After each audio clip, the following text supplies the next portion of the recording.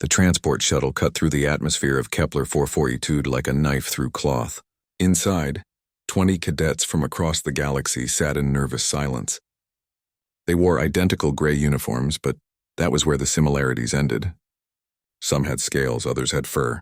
Some breathed oxygen, others required special masks. They came from civilizations that had mastered space travel thousands of years ago. Ethan Cole sat near the back, checking his gear one last time. He was the only human in the group. At 23, he was also one of the youngest. The other cadets mostly ignored him. Humans were new to the Galactic Military Academy. Their planet had only joined the Alliance 15 years ago. To the others, Earth was a backwater world that got lucky with their first warp engine test. Commander Vextal stood at the front of the shuttle. He was tall and thin, with silver skin that reflected the interior lights. His species, the Aurelians, had ruled a vast empire for 3,000 years. He looked at the cadets with cold, calculating eyes. "Listen carefully," Vextal said. His voice was sharp and clear. "This is your final survival exercise. 7 days on Kepler 442. The planet is classified as hostile but habitable. Dense jungle, varied wildlife, unpredictable weather. Your task is simple. Survive and reach 3 navigation points. You will be graded on shelter quality, food procurement, and completion time." He gestured to the equipment packs at their feet. "You have standard-issue survival gear, plasma lighters for fire, water purifiers, collapsible smart tents, 7 days of ration packs, medical kits, emergency beacons that will activate if you are critically injured. Use your resources wisely. The Academy has been running this exercise for 200 years. No cadet has ever died, but many have failed." Jiwoo raised her hand. She was a Xanthari, a species known for their engineering brilliance. Her people had built the first stable wormhole generator. "Commander, what about predators?" "There are predators," Vextal replied. "Nothing your training has not prepared you for. Stay alert. Travel in groups if you wish. The choice is yours." He paused. "One more thing. This exercise is real. You will be cold. You will be hungry. You will be uncomfortable. That is the point. The galaxy is not always kind to soldiers. You must learn to adapt." The shuttle lurched as it began its descent. Through the windows, Ethan could see the jungle below. It stretched for hundreds of miles in every direction, thick green canopy, broken occasionally by rivers and rocky hills. It reminded him of the Amazon basin back on Earth, though the trees here were taller and the colors slightly wrong. The cadet next to Ethan spoke. His name was Hyun-sik, a member of the Dravine warrior caste. His species stood 7 feet tall with thick armored skin and 4 arms. "Human," Hyun-sik said, his voice rumbling like distant thunder. "Have you ever been in wilderness before?" Ethan nodded. "Yes, many times." Hyun-sik laughed. It sounded like rocks grinding together. "Earth wilderness, you mean? With your rescue services and your satellite phones. This is different. This is real." Ethan did not argue. There was no point. The Dravine had conquered their homeworld's predators 5,000 years ago. They had not faced true wilderness since. But they did not know that, and Ethan was not going to explain it. The shuttle touched down in a large clearing. The rear hatch opened and humid air rushed in.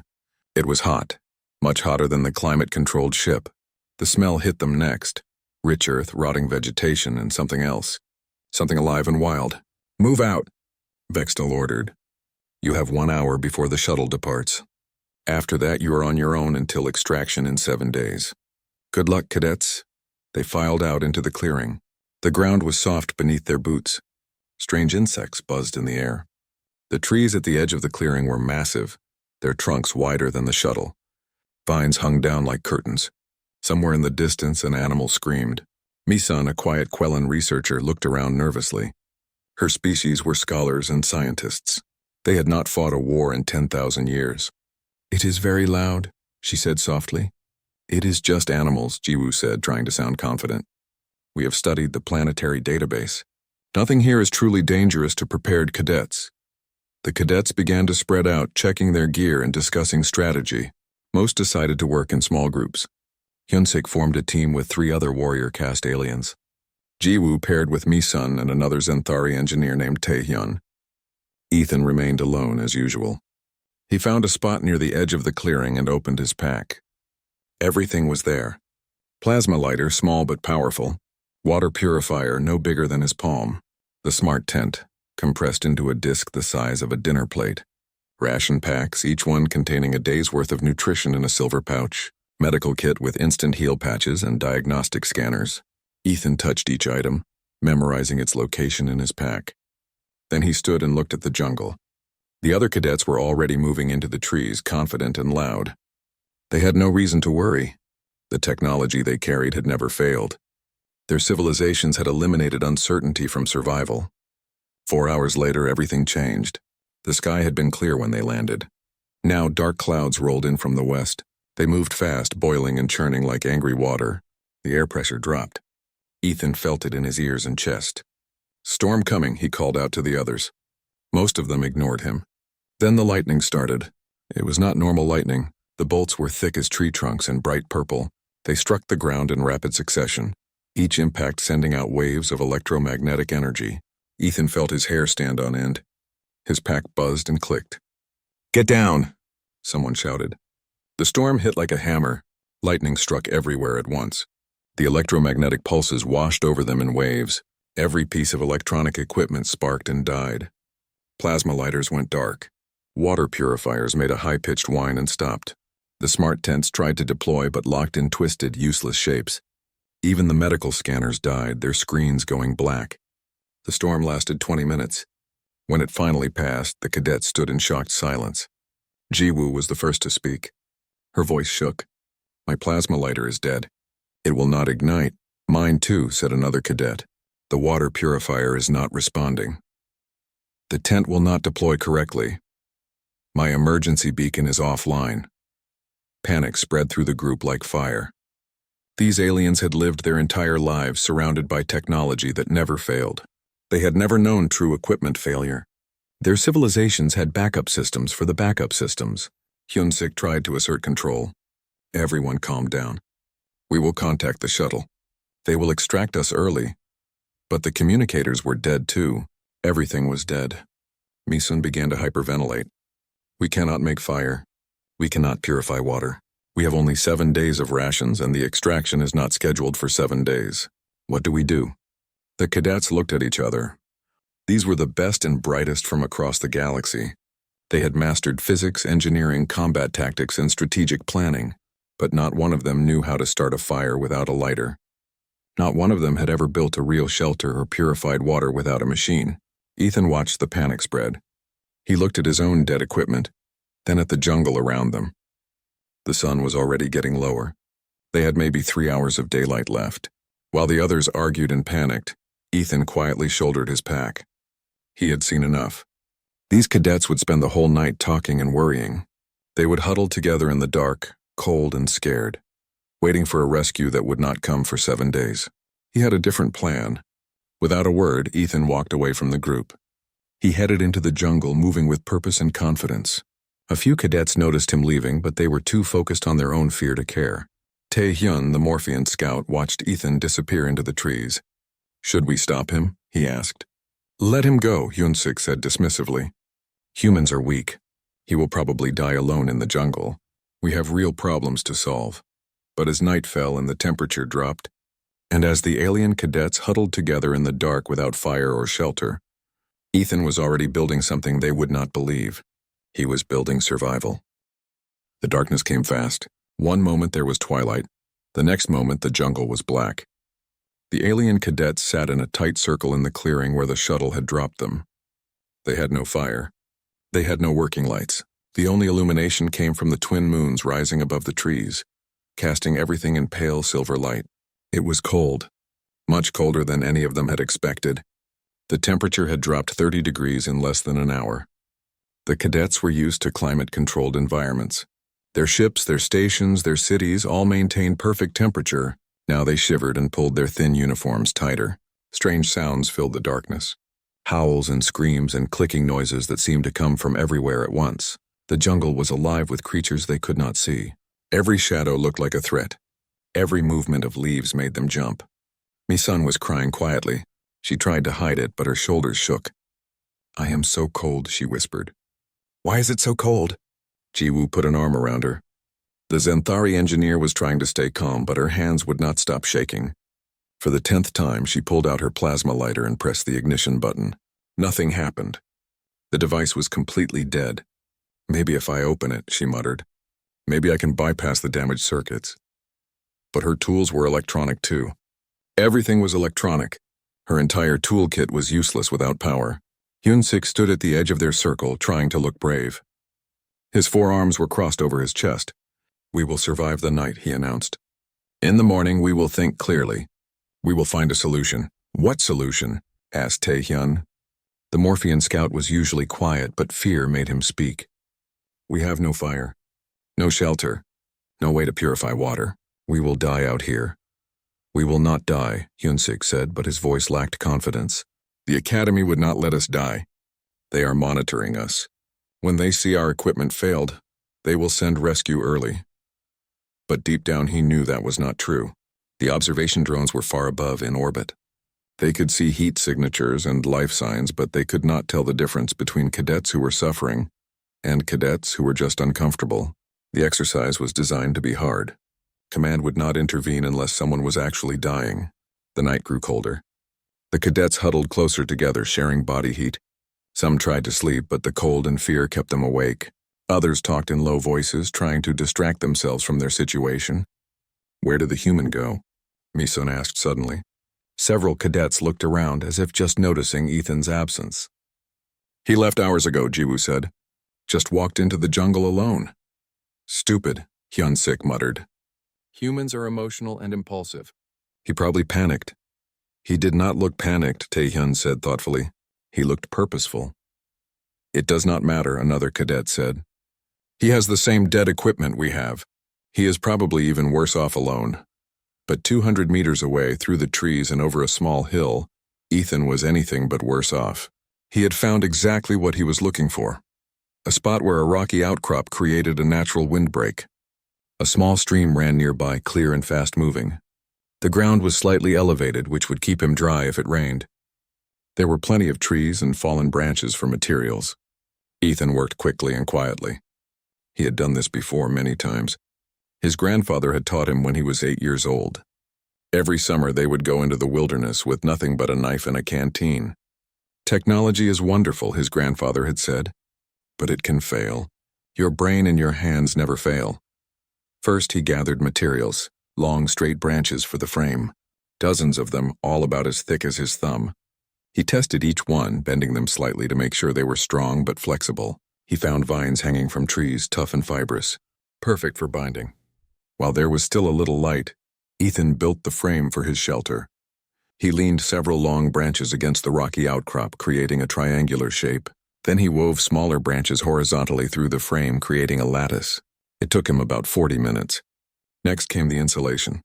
He gathered armfuls of broad leaves, the kind that grew close to the ground in the shadows. He layered them over the lattice, overlapping them like roof shingles. Water would run off them instead of soaking through. He added moss and dried grass for extra insulation. The shelter would not be warm, but it would be much warmer than sleeping in the open. By the time he finished, full darkness had fallen. Ethan could barely see his own hands. But he was not done. He needed fire. He felt around in the darkness until he found the pieces he had set aside earlier. A flat piece of dry wood about as long as his forearm. A straight stick very dry, about as thick as a pencil. He had collected dry grass and shredded bark while there was still light.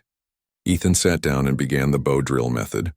He had made a crude bow from a curved branch and a vine. He wrapped the bowstring once around the straight stick, placed the stick in a notch he had carved in the flatboard, and began sawing the bow back and forth. It was hard work. His arms burned. Sweat ran down his face despite the cold, but after 15 minutes he smelled smoke. After 20 minutes, a tiny ember glowed in the notch. Ethan carefully transferred it to his bundle of dry grass and shredded bark. He blew on it gently, giving it oxygen. The ember grew. The grass began to smoke. Then suddenly a small flame appeared. Ethan quickly added tiny twigs, then slightly larger ones, building the fire slowly and carefully. Within minutes, he had a small but steady fire burning in a ring of stones he had gathered from the stream. The warmth was incredible. The light pushed back the darkness. Ethan felt the tension drain from his shoulders. But he was not done. He was hungry, and the ration packs were useless without their electronic heaters. He needed food. During his shelter building, Ethan had noticed several things. There were grubs under rotting logs, fat and pale. There were tubers in the soft earth near the stream, similar to wild potatoes. He had watched small animals eating certain fruits, which meant they were probably safe for him too. Using a sharp stone he had found, Ethan dug up several tubers.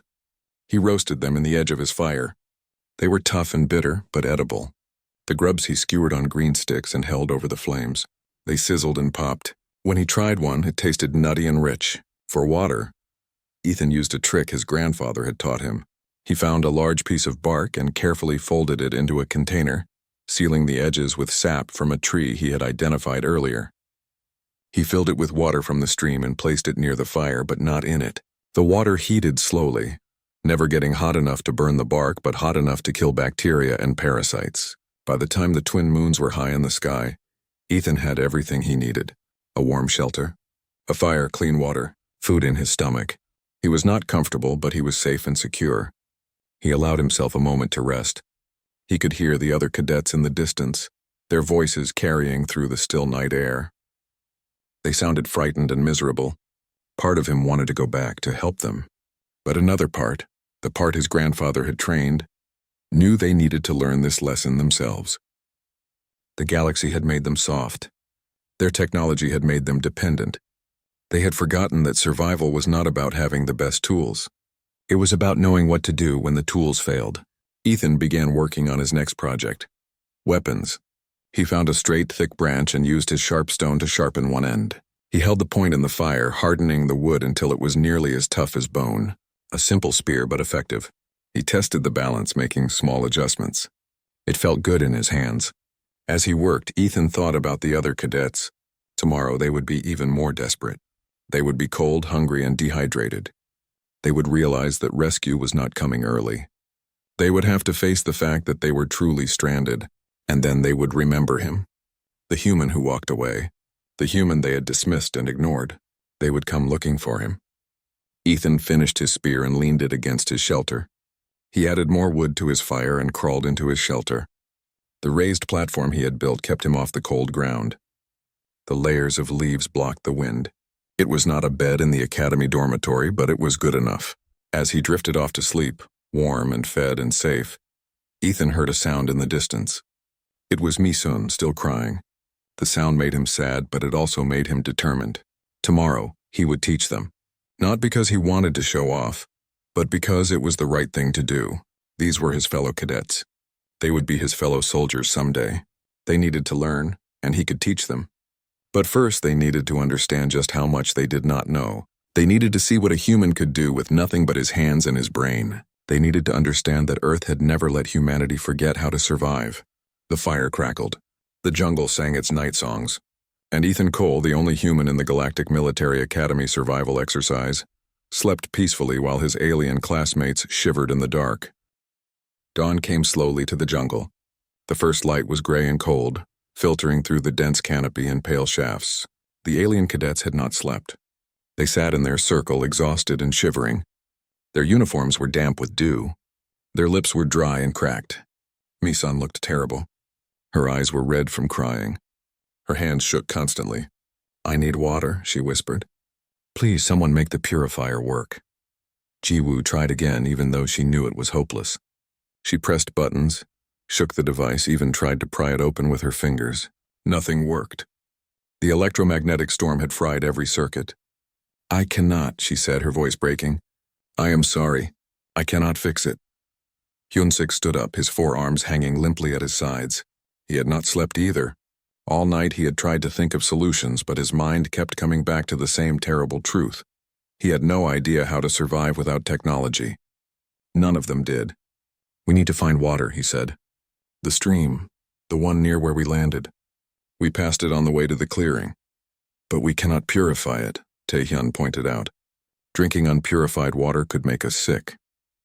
"Being sick is better than dying of thirst," Hyunsik replied. The group stumbled toward the stream. They moved slowly, weak from the cold night and lack of water. When they reached it, they stared at the clear running water with desperate eyes. "How do we know if it is safe?" Misun asked. No one had an answer. On their homeworlds, water came from taps and dispensers, perfectly clean and safe. They had never had to think about whether water was drinkable. Finally, Hyunsik cupped his hands and drank. "If I get sick, do not drink," he said. "But I think we have no choice." One by one, the others drank too. The water was cold and tasted strange, earthy and alive. But it helped. They felt slightly better, slightly more alert. That was when someone asked the question that had been on everyone's mind. "Where's the human?" Do-Yun said. He was a Silthene navigator, quiet and observant. "Has anyone seen Ethan since yesterday?" The cadets looked around. In their panic and misery, they had forgotten about him. "He left," Jiwoo said. "Yesterday evening before dark. He just walked away." "Why would he do that?" Mi-sun asked. "Probably panicked," Hyunsik said, but he sounded less certain than before. "Humans are not as advanced as our species. He probably got scared." But Tae-hyun, the Morphean scout, was frowning. He had been trained in tracking and observation. "He did not look scared," Tae-hyun said slowly. "I watched him when the storm hit. Everyone else was panicking, checking their equipment, shouting. But the human just stood there calm, and when he left, he moved with purpose. He knew where he was going."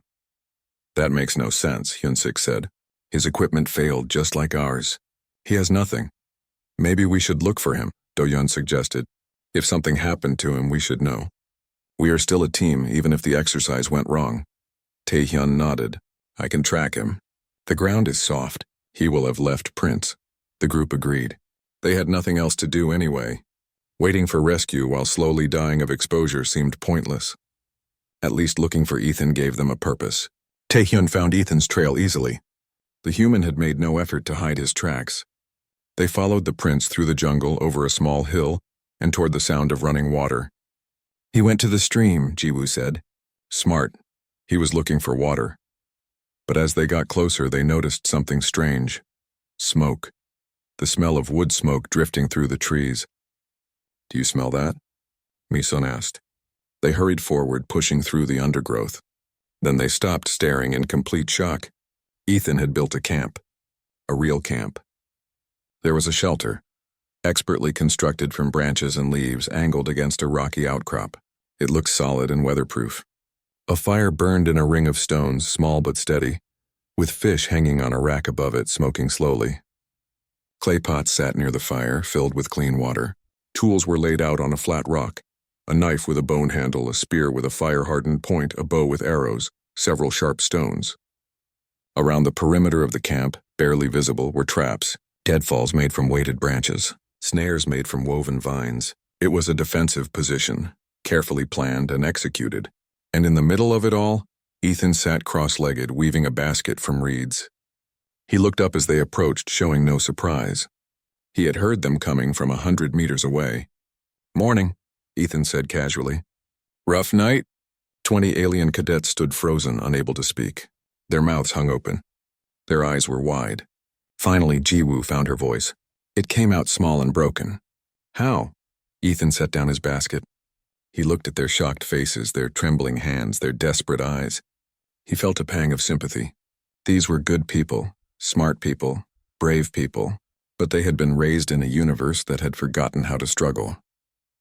"How what?" Ethan asked gently. "How did I make fire? How did I build shelter? How did I find food and water?" He stood up and gestured to the jungle around them. "This is not technology. This is just survival. This is what humans call Earth 101. Basic knowledge. Things we learn as children. But how?" Jiwoo repeated. She walked closer to the fire, staring at it like it was magic. "The plasma lighters are dead. How did you create fire?" Ethan showed her the bow drill. The simple pieces of wood and vine. Friction creates heat. Heat creates an ember. An ember becomes fire. Humans have been doing this for hundreds of thousands of years. "Impossible," Hyunsik breathed.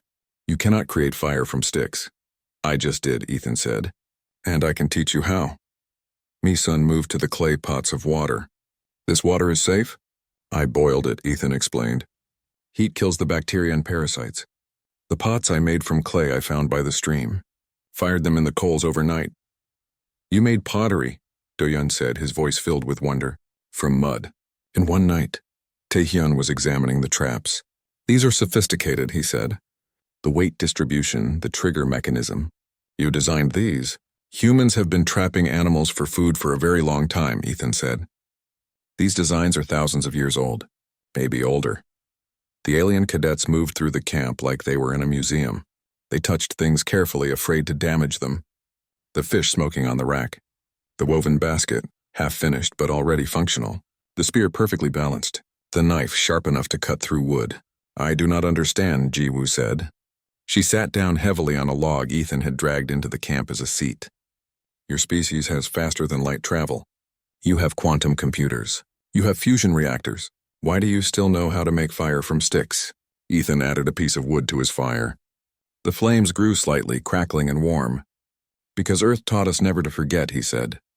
He looked at each of them in turn. Your species, all of your species, you solved the problem of survival a long time ago.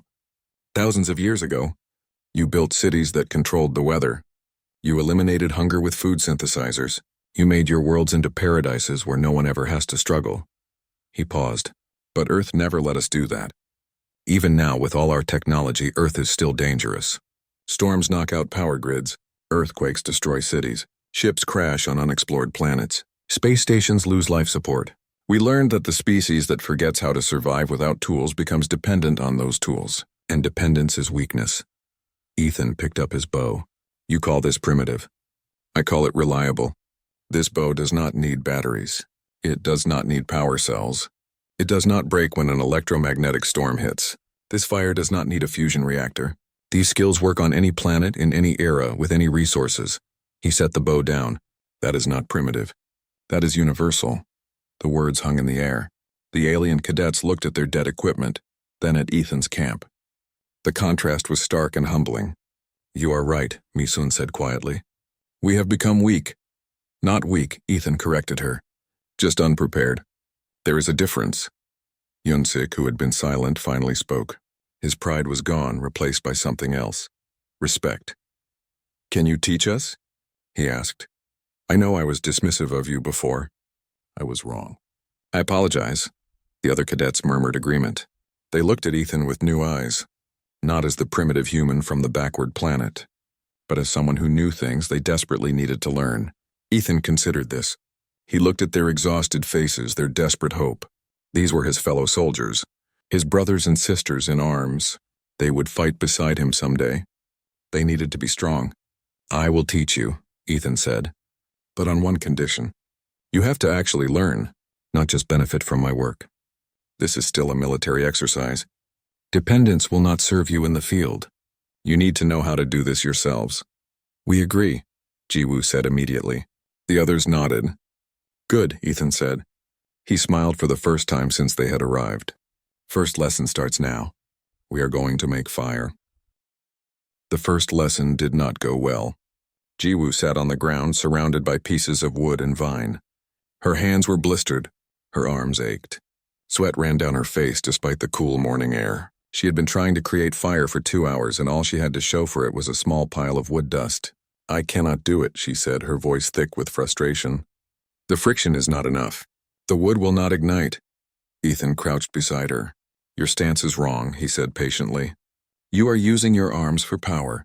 Use your whole body. Put your weight into it, like this.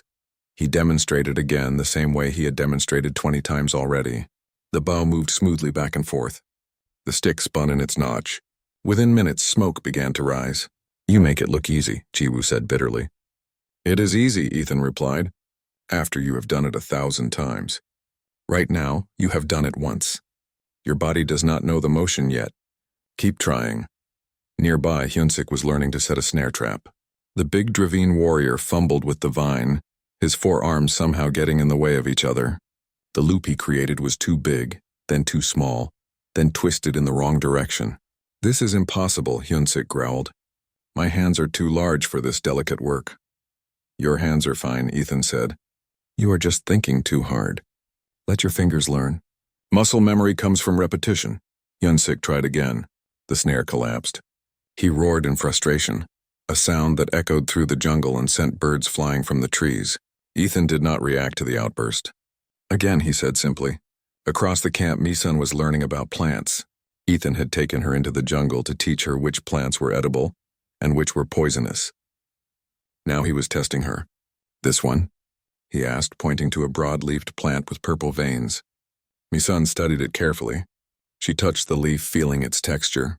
She smelled it, trying to remember what Ethan had taught her. Poisonous, she said finally. The purple veins mean alkaloids. It will make us sick. Correct, Ethan said, and Mi-sun beamed with pride.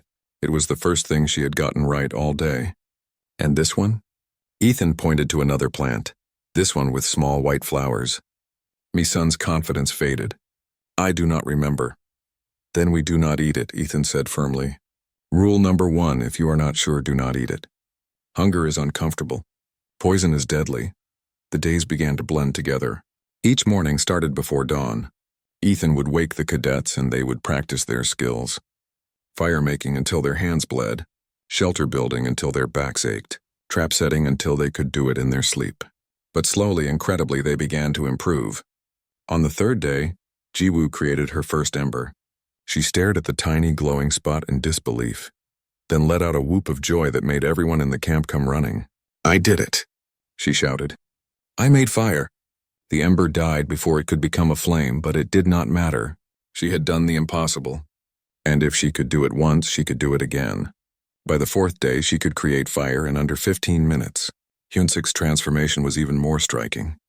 The proud warrior had been humbled by his failures, but humility taught him patience, and patience taught him skill. His first successful trap catch was a small rodent-like creature. When he checked the snare and found it occupied, he stood very still for a long moment. Then he turned to Ethan with something like wonder in his eyes. I caught it, he said. With my own hands and brain. No weapons, no technology, just knowledge. Now you understand, Ethan said. The alien cadets discovered talents they did not know they possessed. Taehyun's tracking skills, once dependent on electronic sensors, sharpened to read broken twigs and disturbed soil. He could follow a trail that was hours old, seeing signs that were invisible to the others. Doyun, the quiet navigator, had a gift for reading the weather. He could look at clouds and predict rain hours before it came. He could feel changes in air pressure that warned of storms. My people used to navigate by the stars, he said one evening. Before we had computers. I thought that knowledge was lost, but maybe it is just sleeping. Mi-sun became the camp's expert on plants and medicine. She created a mental catalog of every edible plant within a mile of camp. She found herbs that helped with pain and leaves that could disinfect wounds. When Taehyun cut his hand on a sharp stone, she made a poultice that stopped the bleeding and prevented infection. I am a scholar, she said, carefully applying the medicine. My species believes that knowledge comes from books and computers. But this is knowledge too. Maybe the most important knowledge.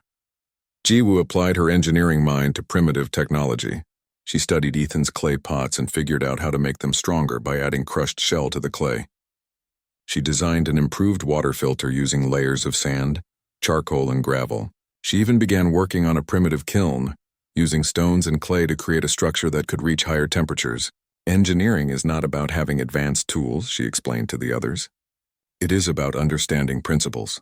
Leverage, heat transfer, structural integrity. These principles work the same whether you are building a starship or a cooking pot. Every evening, the cadets would gather around the fire that they had made themselves. They would eat food they had caught or gathered. They would drink water they had purified. And they would talk. Why do you think the Academy sent us here? Do-yun asked one night. They must have known this could happen. Equipment fails sometimes. I do not think they expected a total failure, Ethan said. But yes, I think they wanted us to struggle, to learn that we cannot always depend on technology. But your species already knew that, Mi-sun said. Why did you need this exercise? Ethan poked at the fire with a stick, sending sparks drifting into the night sky. Because knowing something in theory is different from knowing it in practice. I have read about survival. I have trained for it. But until this week, I had never really been alone in true wilderness. This is teaching me too. What is it teaching you? Jiwoo asked. That I can do more than I thought I could, Ethan said, and that helping others is more rewarding than succeeding alone. On the fifth day, Do-yun asked the question that had been bothering him since the beginning. They were building an additional shelter, working together as a team. The structure was coming together nicely, much better than any of their early attempts. Ethan, Do-yun said, your civilization has faster than light travel, quantum computers, artificial intelligence, medical technology that can cure diseases we still struggle with. Why does your species still maintain these primitive skills? It cannot just be for emergencies. There must be another reason. Ethan stopped working. He sat down on a log and thought about the question. The other cadets stopped too, waiting for his answer. Because Earth taught us that survival is not just about staying alive, Ethan said slowly. It is about remembering where we came from. Every human child learns these skills: fire making, shelter building, finding food and water. Not because we expect to use them, but because they connect us to our ancestors. He picked up a handful of soil, letting it run through his fingers. 10,000 years ago, my ancestors lived in caves. They hunted with spears. They gathered berries and roots. They sat around fires at night telling stories. And you know what? We still do those things. We camp in the wilderness. We cook over open fires. We tell stories, because those experiences shaped us as a species. But you have moved beyond that, Hyunsik said. You have cities and technology. Yes, Ethan agreed. But we never forgot the lessons. Because the moment you forget how to struggle, the moment you forget how to adapt, you become fragile. And fragile species do not survive when things go wrong. He looked at each of them. Your species eliminated struggle from your worlds. You created perfect societies. That is admirable. That is wonderful. But it made you dependent. This week, when your technology failed, you had no backup plan. You had no skills to fall back on. And now we do, Jiwoo said quietly. Because you taught us. No, Ethan corrected her. You taught yourselves. I just showed you the path. The learning came from you. The blisters on your hands, the aching muscles, the frustration and failures, that is what taught you. Misun looked at her hands.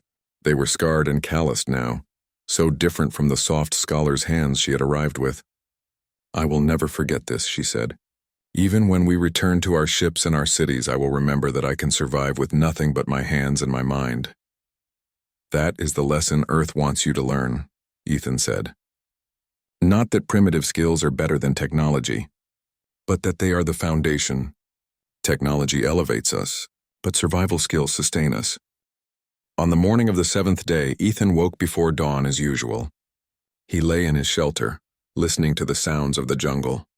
Birds were beginning their morning songs. The fire in the main camp was crackling softly, tended through the night by cadets who had learned the value of keeping a flame alive. He smiled. The camp had grown considerably over the week. What had started as his solitary shelter had become a small village. There were now 5 shelters arranged in a defensive semicircle around the fire pit. Smoking racks held preserved fish and meat. Clay pots lined a stone shelf filled with clean water and stored food. Tools hung from branches, organized and maintained. Woven baskets held gathered fruits and roots. A latrine system had been dug downstream from their water source, properly positioned and covered. Jiwoo had insisted on that, applying her engineering knowledge to matters of sanitation and hygiene. Clean water is life, she had said, sounding like Ethan when she taught the others. The cadets had become teachers themselves. Hyunsik showed Do-yoon the art of setting snares. Misun taught Tai-hyun about medicinal plants. Jiwoo explained water filtration principles to anyone who would listen. Knowledge was spreading, multiplying, becoming stronger through sharing. Ethan emerged from his shelter to find the camp already stirring. The alien cadets moved with purpose and confidence now, so different from the panicked, helpless beings they had been 6 days ago. They checked traps, tended the fire, prepared breakfast. They worked together like a well-trained team. Good morning, Jiwoo called out. She was using a bow drill to start a small cooking fire. Her technique was perfect now, smooth and efficient. An ember appeared within 3 minutes. Good morning, Ethan replied. Today is extraction day. The mood in camp shifted. The cadets exchanged glances. They had been so focused on surviving, on learning, that they had almost forgotten this was temporary. I do not want to go back, Misun said softly. She was grinding roots into flour using 2 flat stones. Is that strange? We have been cold and hungry and exhausted, but I have never felt more alive. I understand, Do-yoon said. He was fletching arrows, attaching feathers with tree sap and thin strips of fiber. In our cities, everything is done for us. We never struggle. We never overcome. This week, I have learned more about myself than in years at the academy. Hyunsik was sharpening a spear, running a stone along the fire-hardened point. I thought I was a warrior, he said. But I had never really fought for anything. Not truly. Back home, everything comes easy. Here, every meal is a victory. Every night survived is a triumph. Taehyun looked up from the trap he was checking. Do you think the academy will see it that way? We failed the exercise. Our equipment broke and we could not complete the navigation points. We did not fail, Ethan said firmly. We adapted. That is the definition of success. At precisely noon, they heard it. The distant roar of engines. The extraction shuttle was coming. The cadets gathered their few possessions. The dead electronic equipment they had abandoned days ago. The handmade tools they had crafted with their own hands. Each cadet carefully selected items to take back. A knife, a basket, a piece of pottery. Physical reminders of what they had learned. The shuttle landed in the same clearing where they had started. The rear hatch opened, and Commander Vextal stepped out. His silver skin gleamed in the sunlight. He looked exactly as he had 7 days ago, pristine and untouched by wilderness. His expression was prepared for disappointment, perhaps anger. The Academy had been monitoring their vital signs from orbit. They knew the equipment had failed. They expected to find desperate cadets, possibly injured, certainly traumatized. What he found instead stopped him in his tracks. The clearing had been transformed. The area around the shuttle was clean and organized. Shelters stood in a defensive arrangement, well-built and sturdy. A fire pit smoldered, surrounded by cooking implements and food storage. Tools were arranged neatly on a rock table. Traps marked the perimeter, sophisticated enough to impress even a military expert, and the cadets themselves. They stood in formation, dirty and scarred and exhausted but standing tall. Their eyes were clear and confident. They looked like soldiers who had survived a real battle. Commander Vextal walked slowly through the camp, his aide following with a recording device. He examined the shelters, testing their construction. He inspected the tools, noting their quality. He looked at the smoking racks, the water filtration system, the latrine placement, the defensive perimeter. Remarkable, he said finally. His voice was quiet, almost awed. In 200 years of this exercise, I have never seen anything like this. He turned to face the cadets. Your equipment failed completely. Total systems breakdown. We monitored from orbit, but our protocols prevented early extraction unless life signs indicated critical danger. We expected to find you barely surviving. He paused. Instead, you thrived. Ethan stepped forward and saluted. Corporal Ethan Cole reporting, sir. All cadets accounted for and in good health. Vextal returned the salute, but his eyes were studying Ethan with new intensity. The orbital recordings show you built this camp, Corporal. You created fire without technology. You constructed shelter and tools. You fed yourself using primitive hunting and gathering. Yes, sir. How? Standard Earth survival training, sir. Every human learns these skills. The commander's aide was reviewing footage on a handheld device. Sir, the aide said. The recordings show Corporal Cole working alone the first night. The other cadets joined him the following morning. He taught them these skills. Vextal looked at the other cadets. Is this true? Jiwoo stepped forward. Yes, sir. We were helpless when our equipment failed. Corporal Cole showed us that we had relied too heavily on technology. He taught us skills our species have forgotten, skills that may have saved our lives. We request permission to speak, sir, Yunsik added, also stepping forward. Granted. The Galactic Military Academy focuses on advanced tactics, weapon systems, and strategic command, Yunsik said. These are important. But this week taught us that there is knowledge we are missing. Fundamental knowledge. We propose a curriculum addition, basic survival training with Corporal Cole as instructor. A murmur of agreement from the other cadets. Vextal was silent for a long moment. He looked at the camp again, at the evidence of human ingenuity and adaptability. He looked at the alien cadets who had learned to survive without their precious technology. The Academy has underestimated Earth's value to the Alliance, he said finally. We saw your people as newcomers, primitive in some ways, lacking the millennia of advancement that our civilizations possess. We failed to recognize that what we call primitive, you call preparedness. He walked to the fire pit and looked down at the flames. My species mastered fire control 5,000 years ago. We have not needed to create fire manually since. But that means if our systems fail, we cannot create warmth or cook food or purify water. We have lost fundamental knowledge in our pursuit of advancement. Not lost, sir, Ethan said, just sleeping. These cadets learned in 6 days. The knowledge is not gone. It just needs to be remembered. Vextal nodded slowly. When we return to the Academy, I will speak with the Commandant. Your proposal has merit, Cadet Hyunsik. Basic survival training should be mandatory for all cadets, regardless of species. He turned to Ethan. And you, Corporal Cole, will indeed be an instructor. though I suspect you will teach us more than just survival skills. You will teach us humility, adaptability, the understanding that technology serves us but it should not define us. Mi-sun raised her hand hesitantly. Sir, may we keep the tools we made? As reminders? The commander smiled, the first smile any of them had seen from him. You may keep them. I suspect they will become treasured possessions, physical proof of what you accomplished here. As the cadets began boarding the shuttle carrying their handmade tools, Ethan took one last look at the camp. He felt pride, but also something else. Gratitude. Thank you, Jiwoo said, standing beside him. You saved us. More than that, you changed us. You changed yourselves, Ethan replied. I just showed you that you could. Will you really teach at the academy? Dooyeon asked, joining them. If they want me to, Ethan said. These skills, they are not just about survival.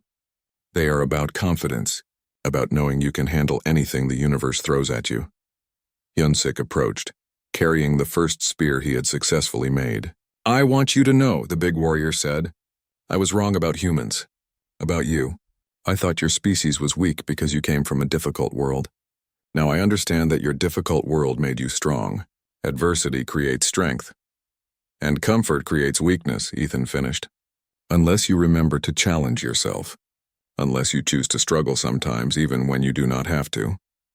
The shuttle lifted off, carrying 21 cadets back to the academy. But they were not the same cadets who had landed 7 days before. They had learned that technology was a tool, not a crutch, that the ability to survive without advanced equipment was not primitive. It was foundational, that the species which remembers its roots is the species that can weather any storm. As the jungle receded below them, Mi-sun looked out the window at the green canopy, the streams, the rocky outcrops.